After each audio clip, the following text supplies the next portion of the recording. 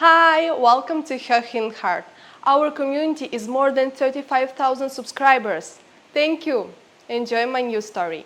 My mother sold my condo while I was lying unconscious on an operating table with my spine cut open.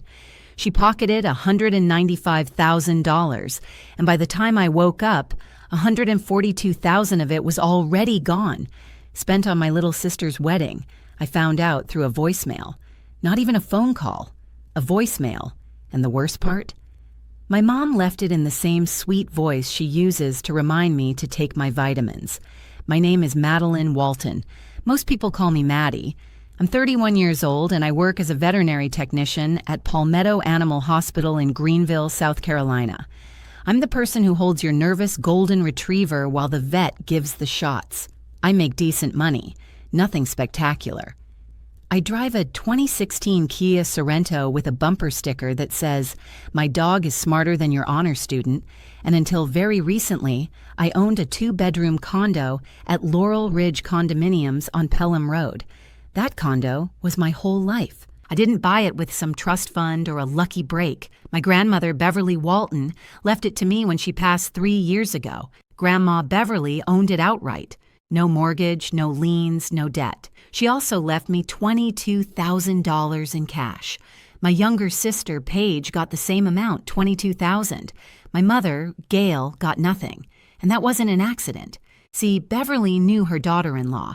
She loved Gail in the way you love someone you don't trust with a credit card. Beverly's will was specific. She left the condo to me because she believed I'd take care of it. She didn't leave property to Gail because, in Beverly's words, written right there in the will for everyone to read, she had concerns about Gail's financial judgment. That's polite legal language for "this woman will sell the furniture before the funeral flowers wilt." Paige blew through her $22,000 in 4 months. Clothes, a vacation to Cabo, a deposit on a BMW lease she couldn't keep up with. Nobody was surprised. My mother was furious. Not at Paige for wasting the money, but at Beverly for not leaving more. That's how things worked in my family. Paige could do no wrong, and the rest of us existed to make sure she didn't have to face consequences. I used my inheritance wisely. I renovated the kitchen, new countertops, a proper backsplash, fixed the garbage disposal that had been making a sound like a dying robot since 2014. I paid the property taxes, built an emergency fund, and lived within my means. That condo was the only real security I had in this world, and I treated it like it mattered, because it did. Now, let me tell you about the surgery.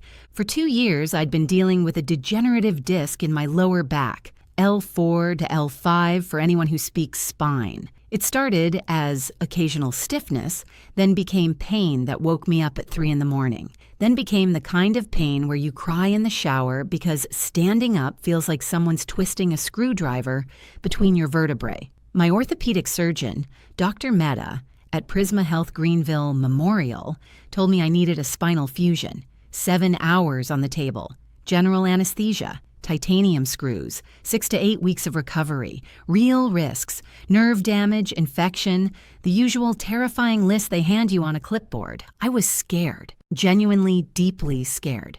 The kind of scared where you clean your apartment the night before because some irrational part of your brain whispers, "What if you don't come home?" The morning of the surgery, I was already in my hospital gown, sitting on the edge of that narrow bed with the paper sheet, waiting for the anesthesiologist. They'd given me midazolam. That's the sedative they use before they wheel you in. It makes you feel like your brain is wrapped in cotton. You can talk, you can sign your name, but your judgment is basically on vacation. That's when my mother showed up. Gail walked in with a travel mug of chamomile tea, my favorite, and a warm smile. She rubbed my shoulder and told me everything was going to be fine. Then she pulled out a small stack of papers. She said the nurse mentioned I should sign some medical forms just in case. A power of attorney so she could communicate with my doctors if anything went sideways during surgery. It sounded reasonable. I was about to be unconscious for 7 hours. Someone should be able to talk to my medical team. So I signed. My hands were shaky.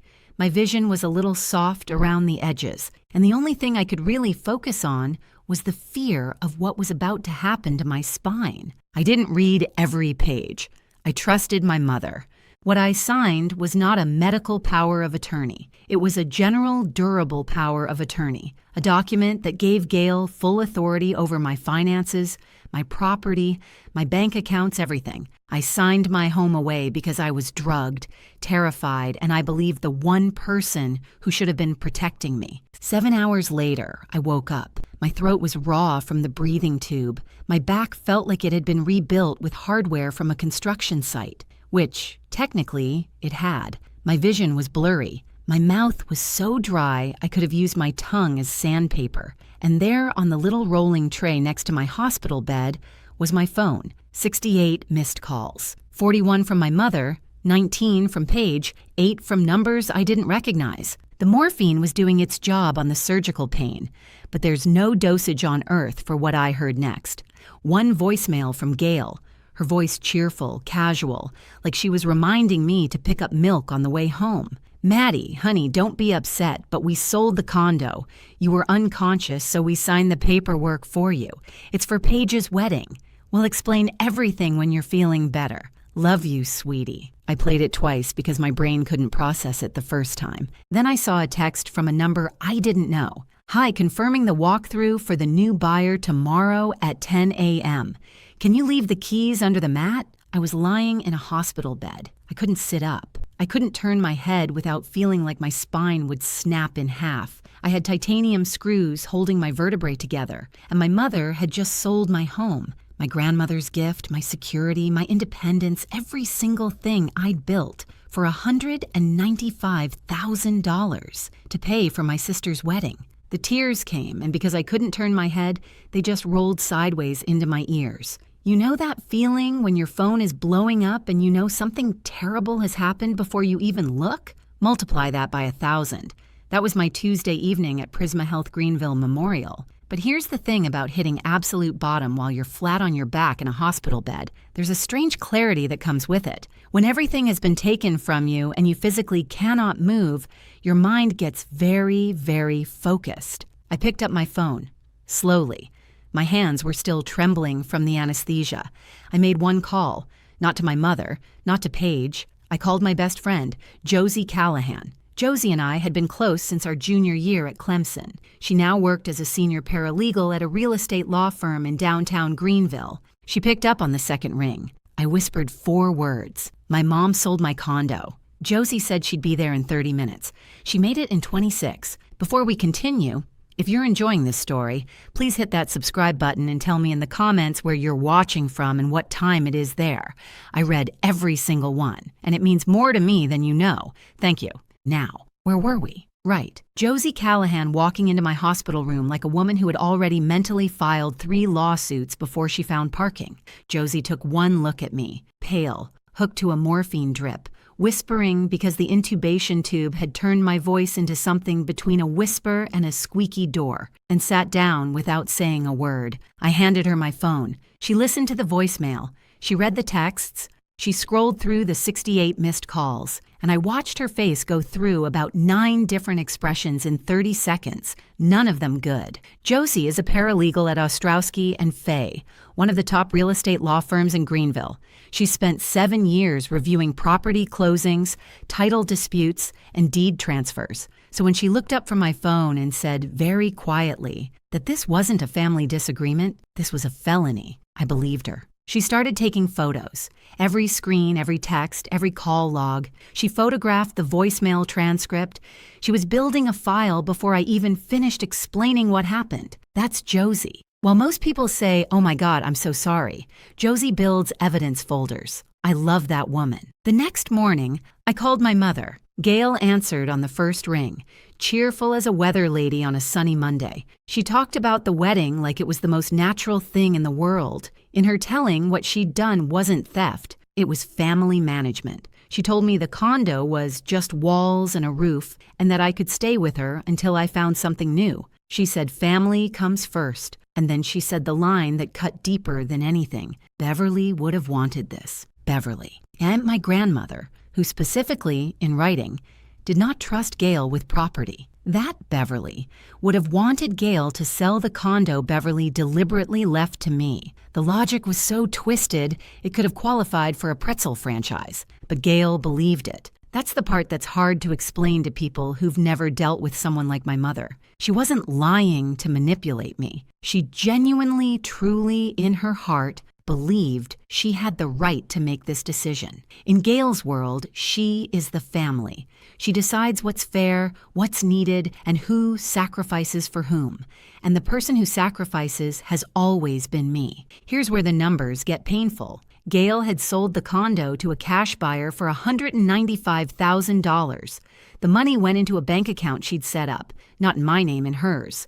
And in the approximately 19 hours between the closing and my waking up, she'd already committed $142,000 to Paige's wedding, $68,000 for the deposit at the Westin Poinsett in downtown Greenville, the venue Paige had been dreaming about since she saw it on some bridal Instagram page, $31,000 to a wedding planner named Renata, who apparently charges more per hour than my orthopedic surgeon, $18,000 for a custom designer wedding dress because off the rack wasn't good enough for my sister, who once returned a birthday gift from me because the ribbon was the wrong shade of teal, and $25,000 to a caterer for a menu that, I later learned, included a raw bar with imported oysters. $210,000. That was the total budget for this wedding.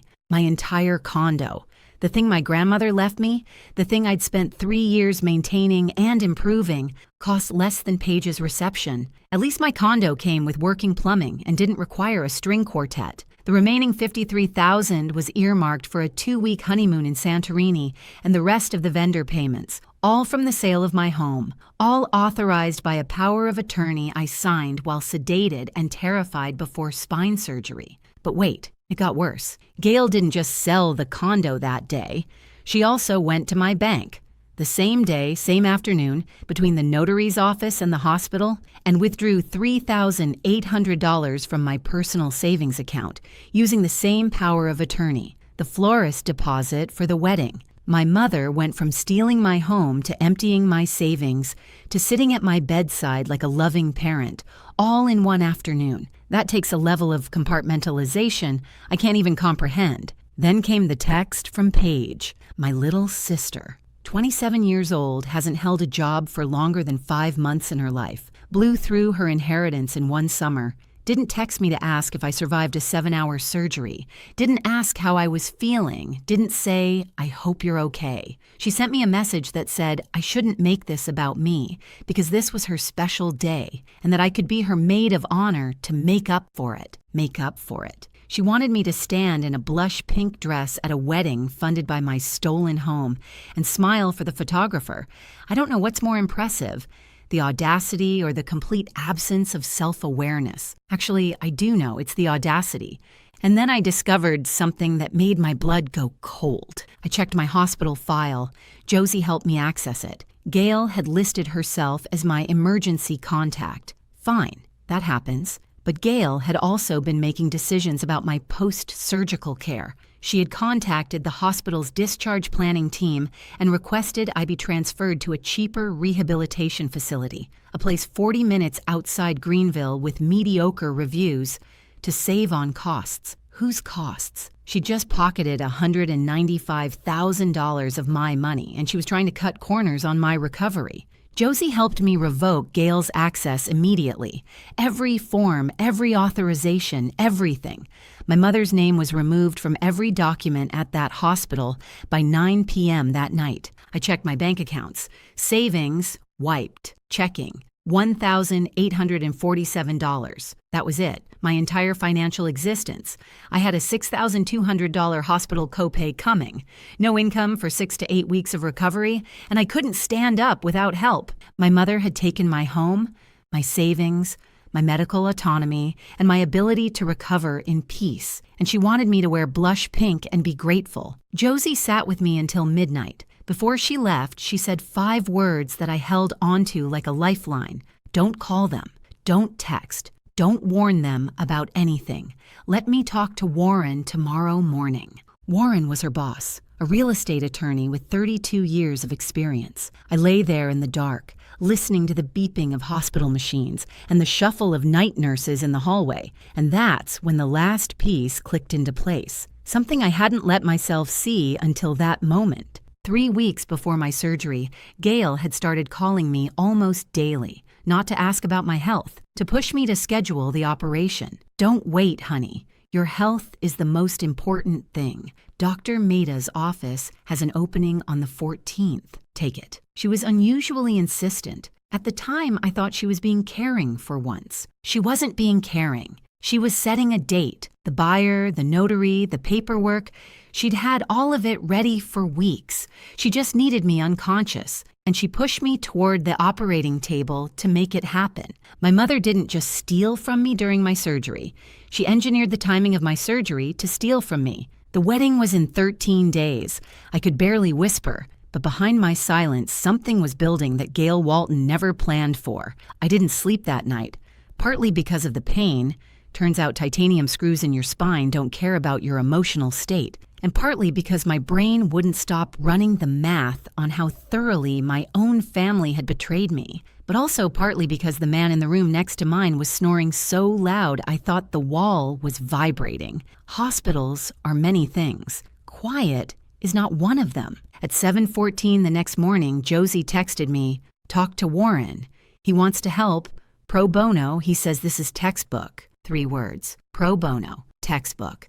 Help. I read that text 6 times and cried for the 7th time in 12 hours. But this time, it was different. This time it felt like the first crack of daylight after the longest night of my life. Warren Ostrowski was 61 years old, a senior partner at Ostrowski and Thei, and he'd spent 32 years practicing real estate law in South Carolina. The man had seen every kind of property dispute, title fraud, and deed scam that exists. But this case was personal for him. His own mother had been financially exploited by his uncle years ago, a family situation that ended in court and permanently changed how Warren viewed trust within families. When Josie brought him my case, he didn't hesitate. Warren reviewed the documents Josie had photographed at my bedside.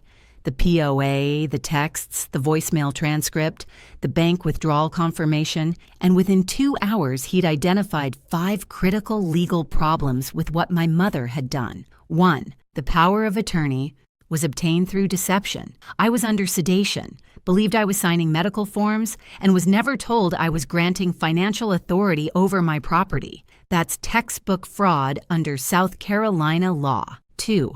Gail used the POA for a transaction that directly benefited herself and her other daughter. An agent under a power of attorney has a fiduciary duty to act in the principal's interest, not their own.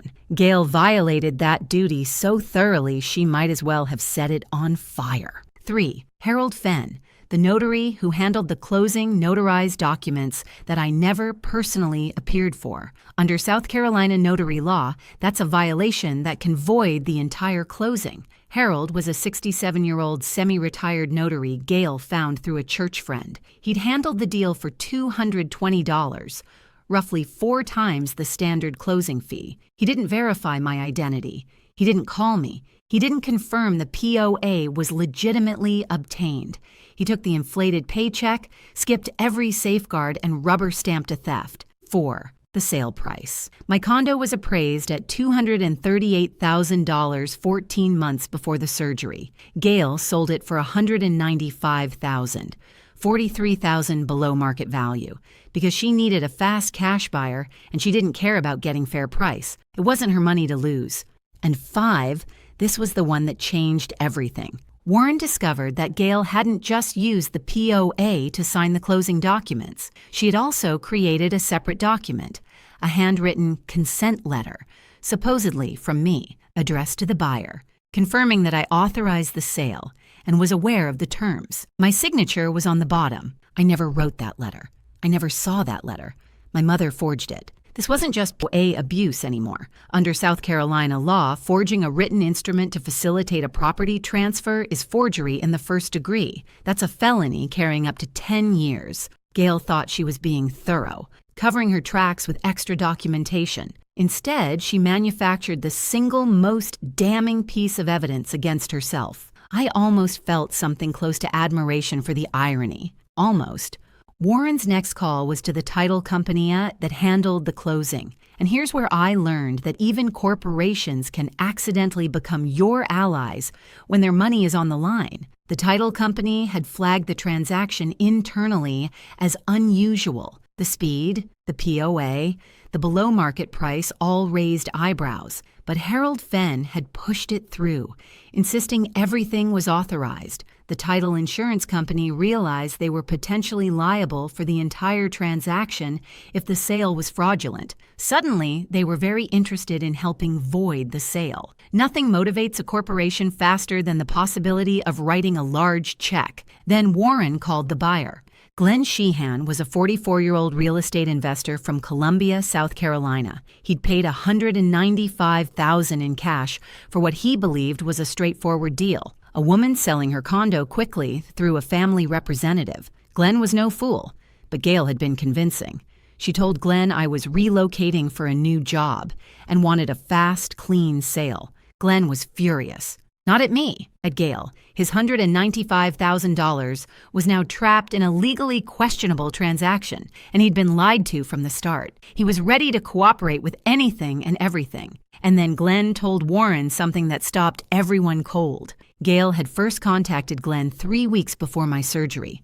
Not 1 week, not a few days, 3 full weeks. She had the property listing, the asking price, and the proposed closing date already mapped out. The closing date she'd given Glenn was the exact date of my operation. She had that date before I'd even confirmed it with the hospital. My mother hadn't just taken advantage of my surgery.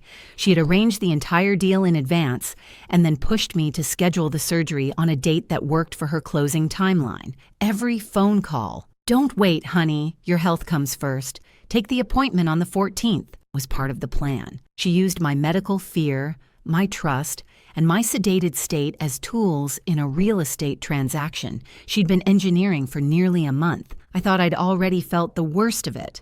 I was wrong. This was worse, because the woman who handed me chamomile tea before surgery and rubbed my shoulder and told me everything would be fine, that woman had already sold my home on paper. She was just waiting for me to go under so she could sign the last page. Then I got a phone call that made me laugh for the first time in days. My neighbor, Donna Litvak, 64 years old, retired postal worker, lived next door to me at Laurel Ridge for the past 3 years. Donna checks her Ring doorbell camera more often than most people check their blood pressure. The woman could run surveillance for the FBI and still have energy to bring you banana bread afterward.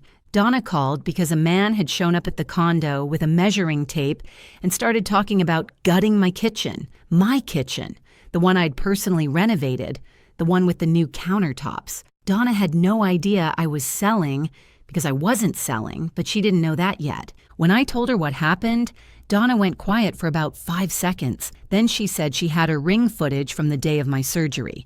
Time-stamped video showing my mother entering my condo with Harold Fenn and a man she didn't recognize.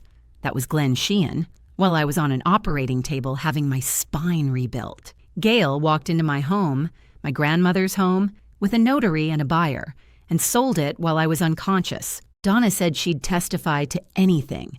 She also pointed out something important. She had never seen me pack a single box, never seen movers, never heard me mention selling, because I hadn't. Her testimony would confirm that this sale happened without my knowledge or participation. By the end of that day, I had a veteran real estate attorney working pro bono, a title insurance company eager to cooperate, a buyer ready to testify, a neighbor with time-stamped video evidence, and a notary who'd cut every corner for a $2,200 payday. The pieces were falling into place faster than Gail had spent the money. Warren laid out the next steps: an emergency petition to void the sale, a Ellis Pendens to freeze the property, and a criminal report to the sheriff's office. I made my second important phone call that evening to the Greenville County Sheriff's Office and filed a report for forgery, fraud, and financial exploitation. 11 days until the wedding. Gail was picking out tablecloths. She had no idea that the ground beneath her was already crumbling. Day 3 after surgery, I was moved out of the ICU and into a regular recovery room, which in hospital terms meant I graduated from, "We're really worried about you," to, "You're probably fine, but we're keeping you just in case." I could sit up slightly. I could whisper without feeling like my throat was lined with sandpaper, and I could hold my phone long enough to read the updates Warren Ostrowski was sending through Josie. The legal machine was moving, and it was moving fast. Warren operated on 2 separate tracks, civil and criminal, and he explained the difference to me like this. The civil track was the scalpel, precise and immediate, designed to stop the bleeding and get my property back. The criminal track was the slow wait, the kind of pressure that builds over weeks and months until it crushes everything beneath it. We needed both. On the civil side, Warren filed an emergency petition with the Greenville County Court to void the property sale on grounds of fraud, forgery, and breach of fiduciary duty. He filed a lis pendens, that's a legal notice attached to the property that tells the entire world this condo is in dispute, and nobody can buy it, sell it, or transfer it until a court says otherwise. It's like putting a padlock on a deed. Within 48 hours, the court issued a temporary restraining order freezing the entire transaction. My condo wasn't going anywhere. On the criminal side, the Greenville County Sheriff's Office opened a formal investigation based on the report I'd filed. Their first interview was with Harold Fenn, the notary, and Harold folded like a lawn chair in a windstorm. Harold was 67, semi-retired, and absolutely not prepared for a detective sitting across from him asking about felony fraud charges. He admitted everything within the first 20 minutes. He confirmed that Gail paid him $2,200 for the closing, about 4 times the normal fee, specifically because she needed it done fast and quiet. He admitted he never contacted me, never verified my identity, never confirmed the POA was legitimately obtained. He said Gail told him I was in the hospital but had authorized everything, and he took her word for it because the money was good. Harold wasn't evil. He was lazy and greedy, which in legal terms can be just as destructive. He was now facing his own charges, and he was more than willing to say whatever the prosecution needed to hear about Gail Walton. Meanwhile, Glenn Sheham, the buyer, was cooperating fully with Warren's civil case. Glenn had already hired his own attorney and filed a separate lawsuit against Gail for the return of his $195,000. My mother was now being sued from 2 directions simultaneously, and she didn't even know it yet. But Glenn gave us something more valuable than his cooperation.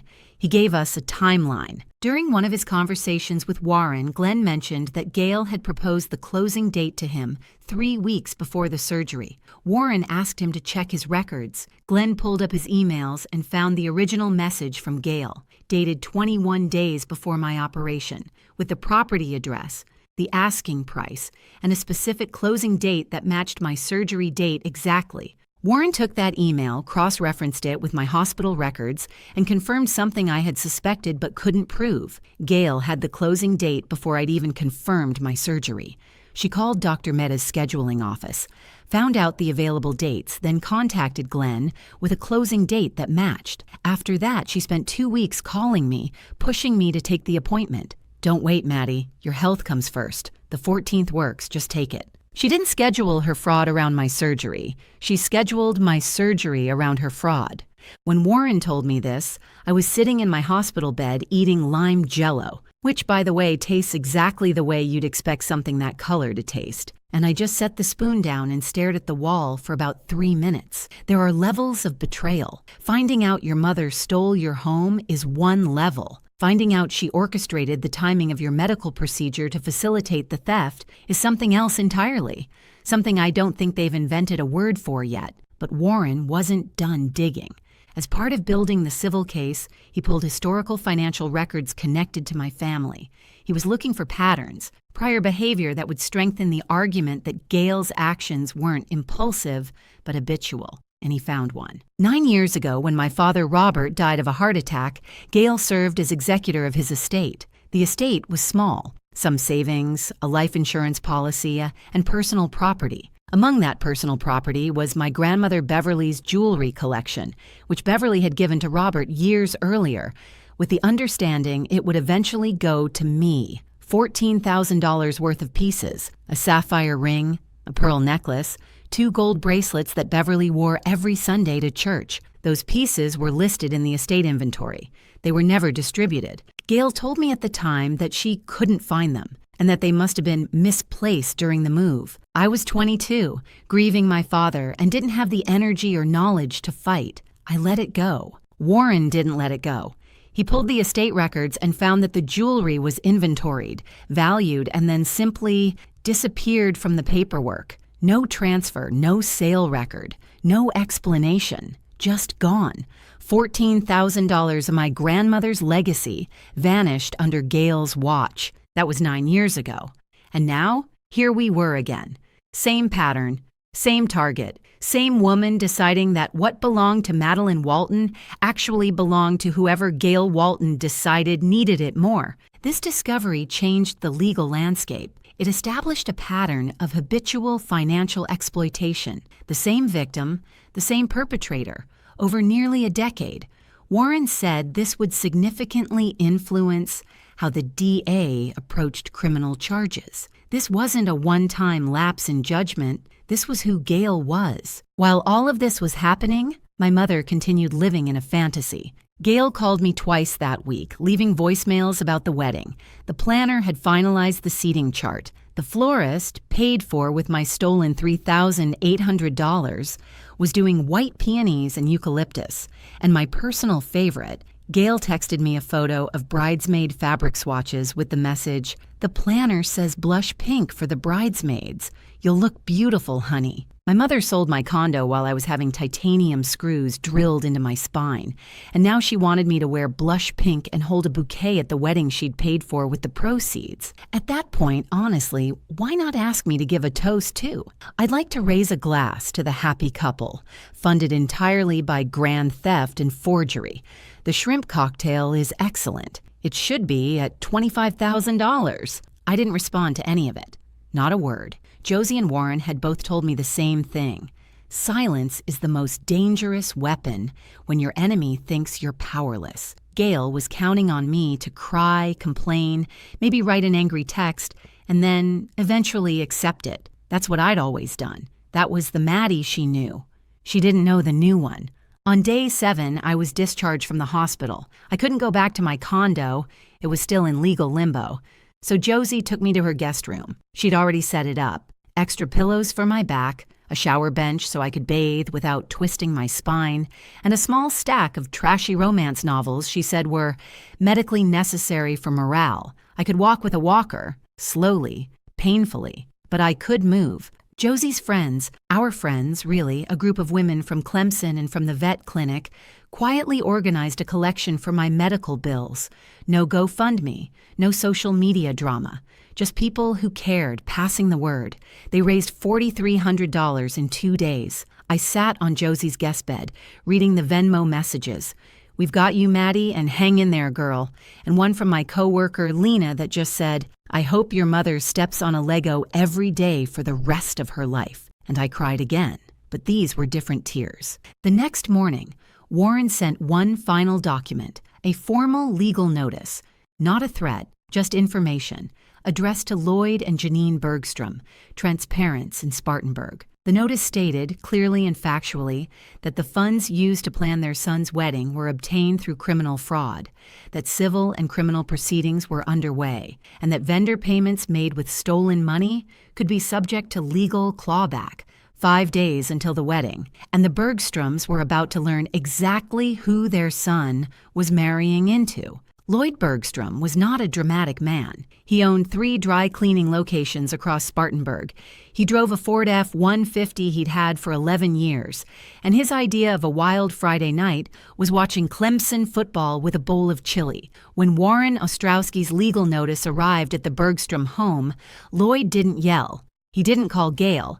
He didn't call Paige. He called his family attorney. The attorney's assessment took about 40 minutes and boiled down to one devastating paragraph. If Trent married Paige while she was connected to an active fraud investigation, any restitution judgments against Paige could potentially attach to marital assets under South Carolina's equitable distribution laws. The wedding wasn't just emotionally risky, it was financially dangerous. The attorney's recommendation was clear. Do not proceed until the criminal matter is fully resolved, which could take a year or longer. Lloyd sat Trent down at the kitchen table and showed him the legal notice. He didn't lecture. He didn't say, "I told you so." He just handed his son the papers and waited. Trent read them twice. Then he asked one question. Did Paige know? Lloyd didn't have the answer, but Trent knew who did. On day 10 after my surgery, Trent Bergstrom called me. It was the first time we'd ever spoken without Paige in the room or on the line. His voice was careful, almost cautious, like a man walking through a house he suspects might be on fire. I didn't exaggerate. I didn't dramatize. I told him facts. The voicemail, the POA signed under sedation, the $195,000, the 3 weeks of planning before my surgery, the forged consent letter, and Paige's text, the one that said, "Don't make this about you," while I was lying in a hospital bed 12 hours after having my spine reconstructed. Trent was quiet for a long time. Then he asked if there was proof Paige knew in advance. I told him about the text exchange between Paige and Gail from 3 weeks before the surgery. What if she doesn't sign? And Gail's response, "Don't worry, I'll take care of it." The messages had been flagged during the investigation. They would eventually be used as evidence. Trent thanked me. His voice was flat, not angry, something worse than angry. Disappointed in a way that doesn't recover. He hung up. He didn't confront Paige that night. He drove to his parents' house and stayed there for 2 days. When Paige called, asking where he was, he told her he needed time to think. She asked what there was to think about. He said he'd call her when he was ready. On day 11, Trent called Paige. I don't know exactly what was said because I wasn't there and Trent isn't the type to broadcast private conversations. But Josie heard from Warren, who heard from the Bergstrom's attorney, that Trent told Paige the wedding was postponed indefinitely. He didn't scream. He didn't accuse. He said something along the lines of, he couldn't move forward right now, maybe not ever, and he needed to understand who he was about to marry. Paige's response was immediate and predictable. She called me, not to apologize, not to explain, to blame. She told me I had destroyed her life, that I was jealous, bitter, and selfish, that I had always resented her happiness, and this was my way of punishing her. The same script Gail had written years ago, the family playbook where I'm the villain for refusing to be the doormat. Paige had memorized every line. I let her finish. Then I said what I'd been holding in for 11 days.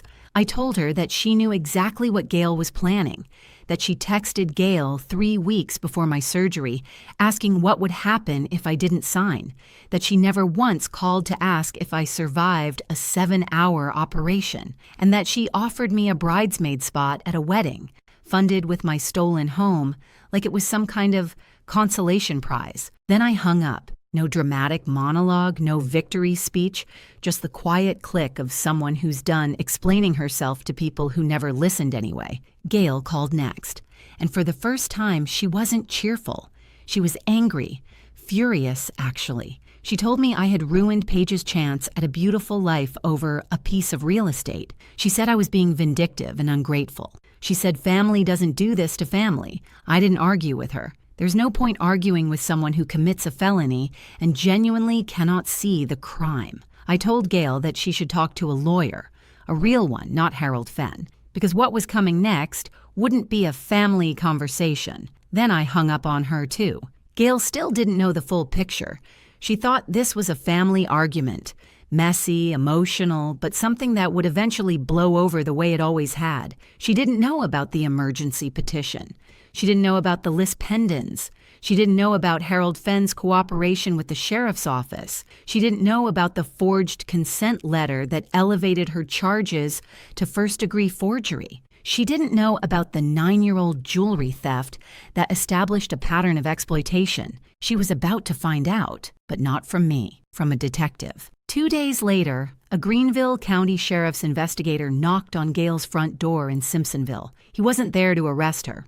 Not yet. He was there to formally interview her as the subject of a criminal investigation into forgery, fraud, and financial exploitation of a family member. Gail invited him in because she still believed she could explain her way out of anything. According to the detective's report, which Warren later obtained, Gail spent the first 15 minutes trying to explain that she had done what was best for the family and that Maddie would understand eventually. The detective listened politely and then presented her with a summary of the evidence: the fraudulent POA, the forged consent letter, Harold Fenn's full cooperation, Glenn Sheehan's testimony, the Ring doorbell footage, the bank withdrawal records, and the pre-surgery email chain proving the sale was arranged 3 weeks in advance. Gail stopped talking after that, day 13. The dates circled on Paige's calendar for 8 months. The Westin Poinsett Ballroom downtown, reserved and decorated in Paige's mind 1,000 times over.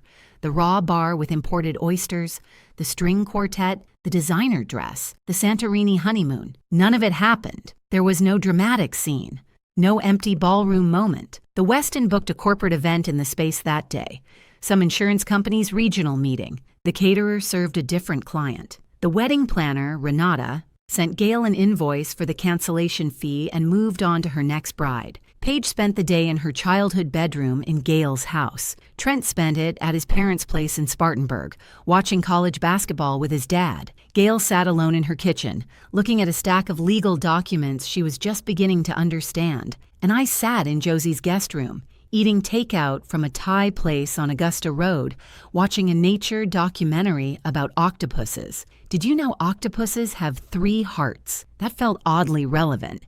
Some creatures are just built to survive things that should break them. The wedding was gone, but the story wasn't over, because the civil case, the scalpel, had done its job. Now it was time for the slow wait.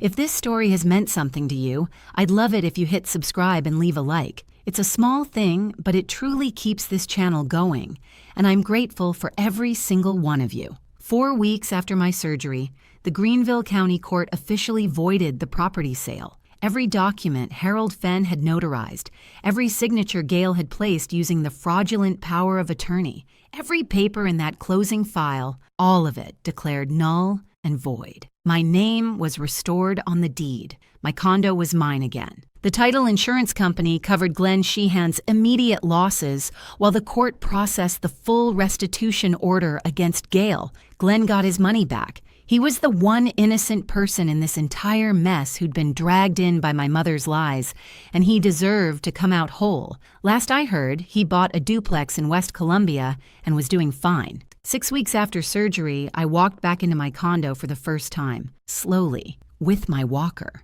It took me about 4 minutes to get from Josie's car to my front door, and every step sent a dull ache radiating through my lower back. But I made it. Donna Litvak was waiting in the hallway with a vase of sunflowers so big it looked like she'd raided an entire farmer's market. She'd been checking on the place while I was gone, watering my one surviving houseplant, picking up the mail, making sure the pipes didn't freeze during that weird cold snap Greenville had in late October. I stepped inside. Everything was exactly where I'd left it. My lavender candle still sat on the kitchen counter. My coffee mug was still in the drying rack. The throw blanket was still folded on the couch. Nobody had packed my things. Nobody had moved anything, because I never sold my home. My mother did, and the law brought it back. I stood in my kitchen, the one with the countertops I'd picked out myself, the backsplash I'd installed on a Saturday with Josie and a YouTube tutorial and a bottle of cheap wine, and I cried. Not the sideways hospital tears, real ones, the kind that come from getting back something you were sure was gone forever. But the criminal case was still moving, slowly, heavily, and with the kind of inevitability that Gail Walton never planned for. Harold Fenn was the first to fall, charged with notary fraud. His notary commission was revoked permanently by the state. 40 years of professional reputation, gone because he took $2,200 to skip every safeguard that existed to protect people like me. He faced a $15,000 fine and civil liability to Glenn Sheehan. Harold's wife, according to Donna's Neighborhood Intelligence Network, could barely look at him. I can't say I felt sorry for him, but I didn't celebrate either. He was a lazy man who made a greedy choice, and he paid for it. That's just math. Then came Gail. My mother was formally charged on a Tuesday morning, roughly 2.5 months after the surgery. Felony forgery in the first degree. Financial exploitation of a family member. 2 charges that carry a combined maximum of 15 years in South Carolina. A Greenville County Sheriff's deputy arrived at her home in Simpsonville at 7:45 a.m. She was arrested, transported to the detention center, booked, fingerprinted, and photographed. Her mugshot was taken under the same fluorescent lights that photograph everyone equally, the scared, the dangerous, the foolish, and the ones who still don't think they did anything wrong. Gail was released on bail the same day, but the damage was done. Her name was in the system, her fingerprints were in the database, and her face was in a file that would follow her for the rest of her life. Gail hired an attorney, a cheap one, because she'd spent most of the stolen money on imported oysters and eucalyptus centerpieces. Her attorney reviewed the evidence and delivered the kind of news that no amount of self-justification can soften. The case was overwhelming. The fraudulent POA, the forged consent letter, the one Gail had created as extra proof that became the single most incriminating document in the file. Harold Fenn's full cooperation, Glenn Sheehan's testimony and email records, Donna Litvak's time-stamped ring footage, the 9-year pattern of financial exploitation going back to the disappeared jewelry, the pre-surgery timeline proving the entire scheme was planned weeks in advance. Gail's attorney recommended a plea deal. Fighting this in trial would be expensive, public, and almost certainly result in a harsher sentence. The plea: guilty to felony forgery and financial exploitation, 3 years in state prison, 5 years of supervised probation after release, full restitution to Glenn Sheehan, permanent felony record, meaning Gail could never again serve as executor of an estate, trustee of a trust, agent under a power of attorney, or work in any school, childcare, or fiduciary capacity. A court-ordered restraining order prohibiting any contact with me. And the restitution. The court ordered the sale of Gail's house in Simpsonville, the family home, the house where she'd raised Paige and me. The house she'd controlled like her personal kingdom for 20 years. It sold for $187,000. The proceeds went to Glenn Sheehan's restitution. The woman who sold her daughter's home to fund a wedding lost her own home to pay for the consequences. Beverly would have called that poetic. I just called it overdue. Then the investigation reached Paige. Around month 4, the forensic review of Gail's phone records, standard procedure in fraud cases, uncovered the text exchange between Paige and Gail from 3 weeks before my surgery. Paige's message: "What if she doesn't sign?" Gail's response: "Don't worry, I'll take care of it." 7 words from Paige. 7 words that proved she knew about the plan before it happened, asked about its potential failure, and continued to participate after receiving assurance it would proceed. The DA added Paige as a co-defendant, conspiracy to commit fraud. Paige received her charges by mail. Not a knock on the door, not handcuffs, just a plain envelope from the Greenville County Solicitor's Office sitting in her mailbox on a Thursday afternoon. I've often thought about that moment. Paige checking the mail, maybe expecting a catalog or a credit card offer, and pulling out the document that changed her life. No fanfare, just paper, her plea deal.